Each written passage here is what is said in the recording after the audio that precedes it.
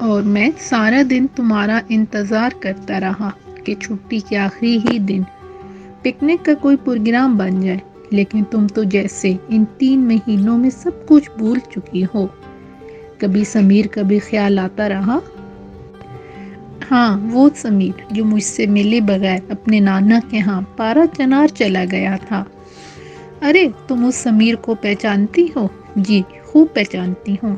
اس سمیر کو وہاں ایک دن بھی قرار نہ آیا، اور میں اس خوف سے مرتی رہی کہ کہیں تمہاری بے قراری تمہیں میرے پیچھے پیچھے نہ کھینچ لائے۔ دیکھو سب کی نگاہیں ہم پر لگی ہوئی ہیں۔ مجھے اس احسان اور موٹے واسطے سے بہت خوف معلوم ہوتا ہے۔ سمیر نے گھوم کر دیکھا اور بولا، کسی کی پرواہ مت کرو۔ زندگی سے یہ رنج، فکر اور ڈر نکل بھاگے تو روح کو کچھ سکون مل سکے۔ اسی لیے کہ ان کے بغیر انسان کا انسان سے رشتہ کٹ جاتا ہے، سب ایک دوسرے کے لیے اجنبی بن جاتے ہیں۔ اس وقت خون میں جکڑے ہوئے یہ رشتے بھی ایک دوسرے کو پہچاننے سے انکار کر دیں گے۔ اس رنج نے انسانیت اور فکر نے ترقی یافتہ عالم اور ڈور نے بندوق اور توپ کے بعد اٹامک بم ایجاد کر لیا ہے، اور ان سب کی بنیاد گوشت پوشت کا لوتھڑا دل ہے، یہ دل جو تمہیں میرے قریب لایا ہے۔ یہ کہہ کر سمیر نے اسے منہ بنا کر چڑھا دیا اور باہر نکل گیا، اور وہ سوچتی اور مسکراتی رہ گئی۔ لیبارٹری سے باہر آ کر سمیر سوچ میں پڑ گیا۔ یہ سوچ اچانک پیدا ہوئی اور اسی دم اس کا چہرہ مرجھا گیا۔ اس کے چہرے پر ایک ایسی شدید سنجیدگی کا تاثر لپٹ گیا کہ دیکھنے والوں کے لیے وہ سمیر نہ رہا، بلکہ یوں معلوم ہوتا تھا کہ اگر اس کے ہاتھ سے کتابیں رکھوا دی جائیں تو ہارا ہوا جواری تھا، یا جیسے شرابی کا خمار ٹوٹ گیا ہو اور وہ تازہ شراب خریدنے کے لیے خالی جیب ٹٹول رہا ہو۔ اس نے مڑ کر دیکھا، لیبارٹری میں کامنی کتابیں کھڑکی پر رکھ کر گردن میں الجھا ہوا ساڑی کانچل درست کر رہی تھی، اور دوسری جانب منہ پھیرا تو پروفیسر لیکچر روم میں داخل ہو رہے تھے۔ وہ جلتی سے پاؤں مارتا ہوا کمرے میں سب سے آخری بینچ پر جا بیٹھا، اور جب پروفیسر نے تمام طالب علموں کا جائزہ لیا تو اس کی نگاہیں سمیر پر کچھ وقفے کے لیے جم کر رہ گئی، جیسے پوچھ رہی ہوں، آج سمیر سب سے پیچھے کیوں ہے؟ کامنی کا یہ پیریڈ خالی تھا، اسے اب یقیناً گھر چلے جانا تھا۔ وہ گھر چلی گئی ہوگی۔ اس نے منہ پھیرا۔ کالج کا سین خاموش اور خالی تھا۔ پروفیسر کی کھانسنے کی آواز آئی، جیسے وہ اپنا لیکچر شروع کرنے والا ہو۔ سمیر نے ایک بار سر اٹھا کر پروفیسر کی طرف دیکھا اور پھر سر جھکا کر بیٹھ گیا۔ اس کے دماغ میں بے شمار خیالات چکر لگا رہے تھے، الٹے سیدھے خیالات جو سر رکھتے تھے نہ پاؤں، بے ہنگم سے، آوارہ سے اور بے ربط۔ اس کا جی چاہتا تھا اٹھ کر پروفیسر کے گلے سے لپٹ جائے اور اسے بے اختیار چومنے لگے، اور محبت بھرے لہجے میں پوچھے، عورت کے جب آنکھیں ملانے سے گریزاں نظر آتی ہیں، جب وہ ملنے سے اعتراض کرتی ہے، اور جب وہ خوف اور ڈر کا مظاہرہ کرتی ہے، تو اس وقت اس کی دلی کیفیتوں کا پس منظر کیا ہوتا ہے؟ کیا عورت کی حقیقت صرف اتنی ہے کہ اسے چاندی کا چمکتا ہوا کپ سمجھ کر میدان سے یا گھر سے یا گلیوں میں سے جیتا جائے، مانگا جائے یا چھینا جائے؟ کیا عورت مرد کی دلی مسرتوں کا مستی بھرا نغمہ نہیں، جو اس کے ہونٹوں پر سطح بحر کی لہروں کی مانند کبھی کبھی تھر تھر آتا ہے؟ انسانی زندگی میں وہ لمحے کتنے ہیں جو حقیقی خوشی کے آئینہ دار ہوتے ہیں؟ بہت کم۔ ان لمحوں کا وجود عورت سے شروع ہوتا ہے، عورت کے خیالات سے ہوتا ہے، اور عورت کی امید سے ہوتا ہے، دولت یا جائیداد سے نہیں۔ اور یہی عورت آج سماج کے اندر ایک ٹھیکری، اخبار، برف اور تازہ پالش کی ہوئی نیلام گر کی کرسی کی طرح بے قیمت، مایوس اور سرد پڑی ہے۔ ٹھوکریں کھا رہی ہیں اور جی رہی ہیں، توڑی اور پھوڑی جا رہی ہیں۔ اسے گھروں، گلیوں، بازاروں اور سڑکوں، کلبوں اور سٹیجوں سے اوپر کیوں نہیں اٹھا دیا جاتا؟ اس کا مقام بلند ہونا چاہیے، ہمارے خیالوں اور ارادوں سے بھی بہت اونچا۔ وہاں ہونا چاہیے جہاں 7 رنگ ایک دوسرے کے بہت قریب آ جاتے ہیں، جنہیں ہم دیکھ سکتے ہیں، گندے اور ناپاک ہاتھوں سے چھو نہیں سکتے، بہت تنگ نظر اور جلد فنا ہو جانے والے ہوتے ہیں۔ وہ لوگ جو عورت کو بازار میں چل سکنے والا سکہ یا احساسات کی کھجلی کا نام دیتے ہیں۔ پروفیسر سمیر کے پاس آ کر بولا، تمہارا ذہن کدھر ہے؟ تم کیا سوچ رہے ہو؟ سمیر گھبرا کر اٹھ کھڑا ہوا اور کتابیں اٹھا کر بولا، میرے سر میں سخت درد ہے جناب، مجھے غیر حاضر رہنے کی اجازت دیجیے۔ پروفیسر نے اسے گور کر دیکھا اور کہا، اچھا جاؤ۔ اور اگلی قطار میں بیٹھے ہوئے واسع نے مسکرا کر احسان کو آنکھ ماری اور سمیر شکریہ کہہ کر باہر نکل آیا۔ دفتر کے باہر پروفیسر شرما اور لیبارٹری اسسٹنٹ کھڑے ہنس رہے تھے، اور لگن لال جو ہر سال کالج کی ڈبیٹ میں فرسٹ آتا تھا، ڈاکیے سے منی آرڈر پر آئے ہوئے روپے گن رہا تھا۔ سمیر سائیکل شیڈ میں جا گھسا اور دیکھا کہ 19واں نمبر خالی تھا۔ کامنی اپنا سائیکل اٹھا کر چلی گئی تھی۔ اس نے اپنا سائیکل نکالا تو گدی کے نیچے کوئی کاغذ نظر آیا۔ اس نے ہاتھ مارا تو یہ ایک ورق تھا، اور اس ورق پر فریچی کی تاریخی عزم کا ذکر تھا، جب وہ اپنے محبوب کی اس خواہش کو ٹھکرا دیتی ہے کہ وہ رات پچھلا پہر اس کے ساتھ گھر سے باہر آ کر اس کے سامنے نظر آنے والے باغ میں گزار دے، جہاں چاند اپنی ٹھنڈی اور میٹھی چاندنی برسا رہا تھا۔ لیکن فریچی نے اسے جھڑک دیا کہ کل اگر اس نے لارنس کو شکست دے دی تو وہ میدان جنگ میں ہی اس کے ساتھ ہمیشہ کے لیے وابستہ ہو جائے گی۔ یہ کہہ کر اس نے کھڑکی بند کر دی۔ سمیر یہ ورق دیکھ کر مسکرایا اور اسے طے کر کے جیب میں رکھ لیا۔ آج شام کو پولیس گراؤنڈ میں ہاکی کا میچ تھا، اور ناول کا یہ ورق کامنی کے وہاں ملنے کا پیغام دیتا تھا، ملنے کی دعوت دیتا تھا، اور انتظار کی وہ گھڑیاں بخشتا تھا جو سمیر کے پاس پہلے ہی بہت کافی تھیں۔ لیکن اب کہ یہ گھڑیاں اس قدر طویل ہوئی کہ وہ بار بار کھڑکی سے جھانک جھانک کر دیکھتا اور بڑبڑاتا کہ نہ جانے مجیب اور ماجد کو کیا ہو گیا تھا۔ شاید وہ اکیلے ہی گراؤنڈ میں چلے گئے ہوں گے، لیکن انہیں آنا ضرور تھا، وہ اکیلے کبھی نہ جاتے تھے۔ وہ بار بار ہاکی پر ایسی نگاہ ڈالتا جیسے وہ آج کسی بڑے مقابلے میں شریک ہو رہا ہو، اور مقابلے کے لیے اسے بہت قیمتی انعام ملنے والا ہو۔ جب تماشائیوں کی پرشور آواز نے ہارا سمیر، شاباش ماجد، بک اپ مجید اور موہنگ سنگ جا ملو، اور تالیاں اور پھر شور، ایک قیامت کا شور، گول گول گول، اور فضا میں ناچتی ہوئی سیٹیاں تھم گئیں اور ایک طویل وسل بجی، اور کھلاڑی آگے پیچھے 2 قطاروں میں جڑ گئے۔ ایک صاحب نے جو پوشاک اور کانسنے اور دیکھنے کے انداز سے کوئی حاکم اعلیٰ معلوم ہوتے تھے، باری باری سب کو انعامات تقسیم کر دیے، اور سمیر چاندنی کا چمکتا ہوا ایک بہت بڑا کپ اٹھائے دوستوں کے گھیرے سے باہر نکلا تو کامنی اس کا سائیکل اٹھائے ایک طرف کھڑی تھی، اور اسے دیکھتے ہی ایک پیاری مسکراہٹ اس کے پتلے پتلے ہونٹوں پر نمودار ہوئی، اور سمیر ادھر ہی لپکا، ہیلو کامنی۔ میں نے کہا، مبارک ہو، شکریہ۔ وہ ایک طرف درختوں سے گھری ہوئی سڑک پر ہو لیے۔ کامنی چمکتی ہوئی بولی، میں نے کہا، آج کے میچ میں تو آپ نے کمال کر دیا۔ وہ ہاتھ دکھائے کہ بھئی کیا بات ہے، میں تو دنگ رہ گئی۔ میں نے کہا، شکریہ سمیر۔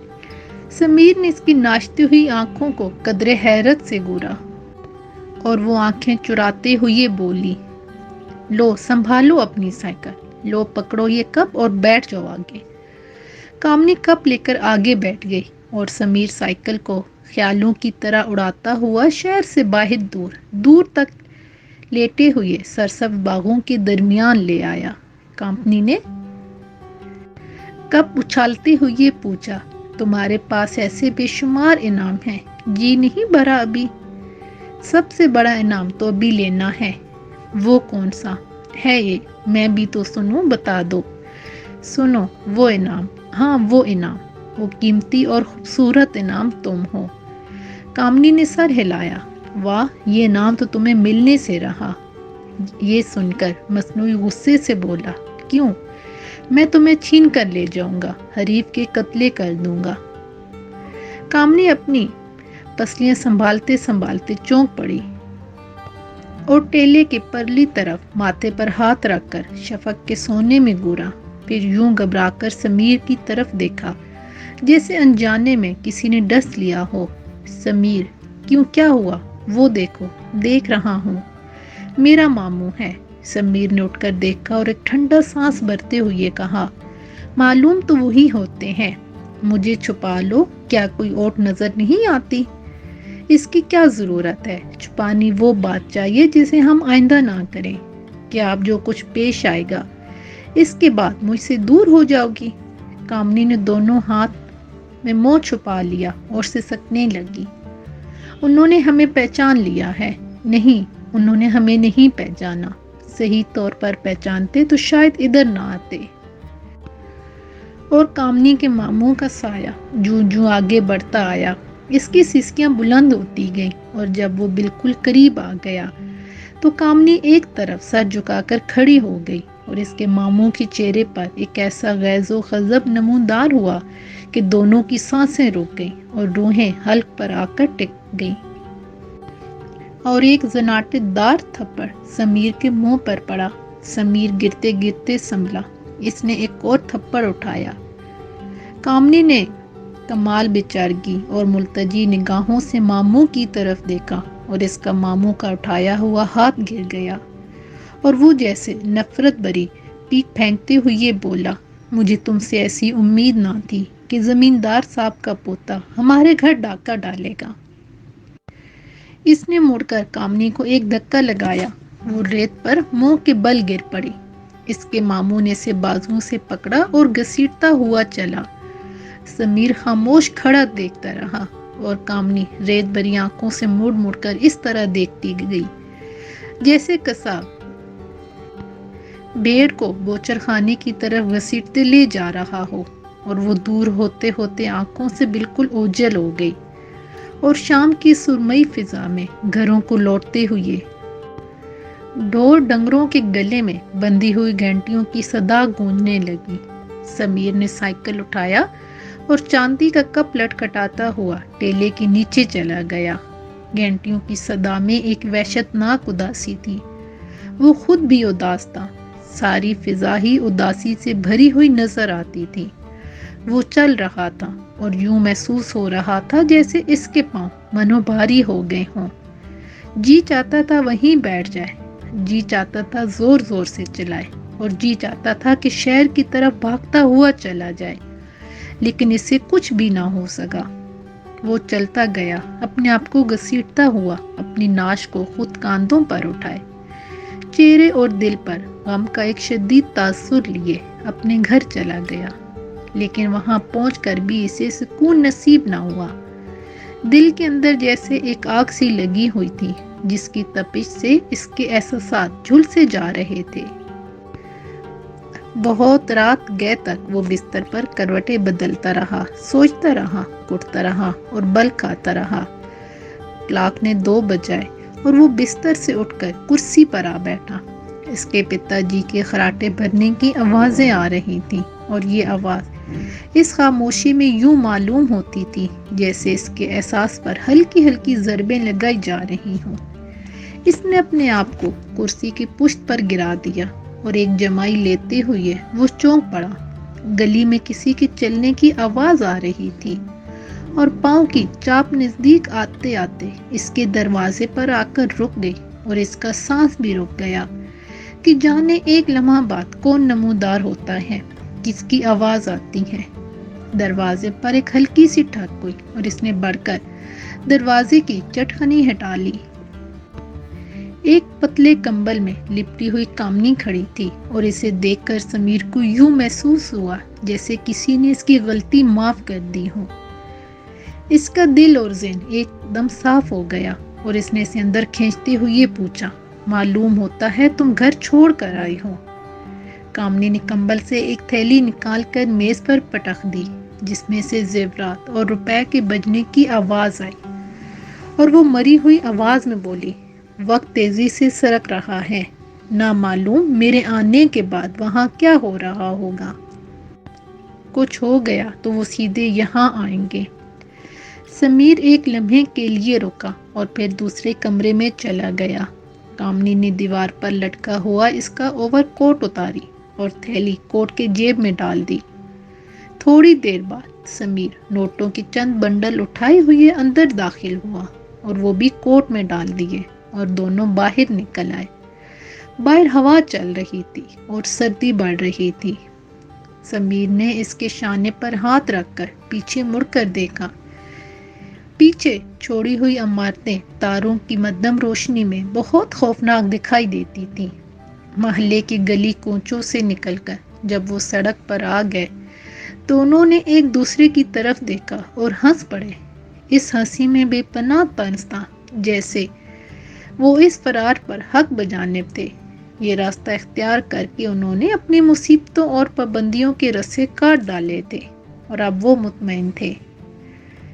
پیچھے مڑ کر انہوں نے پھر دیکھا اور پھر ہنسے اور پھر سیدھی جانے والی سڑک کی طرف دیکھا جہاں دور ایک فاصلے پر اسٹیشن کی رنگ برنگی بتیاں چمک رہی تھیں، اور اچانک کہیں پاس سے بہت سے آدمیوں کی ہنسنے کی آواز آئی۔